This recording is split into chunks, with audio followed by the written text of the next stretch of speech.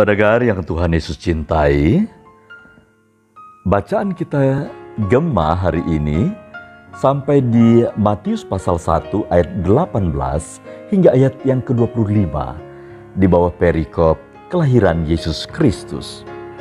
Menariknya adalah di dalam Injil Matius ini ada banyak kemiripan dengan narasi penciptaan di Kejadian 1 hingga yang ketiga. Kalau di Kejadian pasal 1 sampai yang ketiga, Tuhan menciptakan memulai dari gelap dan lain sebagainya, belum teratur dan lain sebagainya, lalu menciptakan manusia, dan manusia jatuh di dalam dosa. Kemudian ada dialog antara Tuhan dengan dua orang pada waktu itu, Adam dan Hawa. Nah, di dalam Matius pasal 1, dunia dalam kondisi gelap, kelam ratusan tahun. Kemudian Tuhan hadir dan tetap mencintai ciptaannya yang rusak itu untuk lagi diciptakan menjadi ciptaan yang baru. Kemudian Tuhan mengadakan dialog dengan dua orang, Yusuf dan Maria. Namun intinya adalah seperti di Kejadian pasal 1 hingga pasal yang ketiga dan Matius pasal 1, yakni ada satu poin penting. Tuhan menganggap serius dosa. Kejatuhan manusia di dalam dosa dalam Kejadian pasal 3, Tuhan ingin menuntaskannya secara serius dengan peristiwa Natal. Menarik, penulis Injil Matius mengutip dari Yesaya pasal 7 ayat 14 tentang ungkapan Tuhan ada bersama dengan kita. Seharusnya lah hidup kita tidak liar.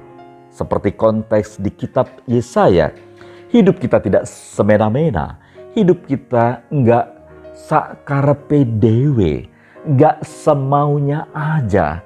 Tetapi Nabi Yesaya mengingatkan, please umat Tuhan, Tuhan ada di tengah kita, sehingga seharusnya lah kehadiran Tuhan kita hormati, kita hargai, dan hidup kita di bawah kontrol otoritas Tuhan. Itu yang Nabi Yesaya ungkapkan dengan Immanuel, ayat 14 dari Yesaya pasal 7. Dan di Injil Matius dikutip kembali tentang Immanuel itu. Allah beserta dengan kita. Merupakan gambaran penebusan dari Allah Tritunggal itu. Sungguh nyata dan ada lewat peristiwa Tuhan menjadi manusia dalam rupa Yesus Kristus yang akan mati dan bangkit dan kemudian menciptakan manusia yang jatuh dalam dosa itu menjadi ciptaan yang baru. Sehingga tepat yang saya katakan, ada narasi penciptaan yang berhubungan erat dengan awal perjanjian lama, kitab Kejadian 1 sampai yang ketiga, dan permulaan perjanjian baru di dalam Matius pasal yang pertama. Apa relevansinya untuk kehidupan kita? Sekarang ini justru banyak umat Tuhan menganggap Immanuel itu seperti mantra, seperti jimat. Bahkan tidak sedikit orang tua mengajarkan anaknya, kalau anaknya bilang, "Ma, aku takut ada hantu," katakan aja Immanuel, Allah bersama dengan kita, Allah bersama denganmu. Jadi seolah-olah Immanuel itu untuk menyelesaikan kesulitan, tekanan, ketakutan, kekhawatiran, dan lain sebagainya. Padahal Immanuel itu mengingatkan Dia ada bersama dengan kita.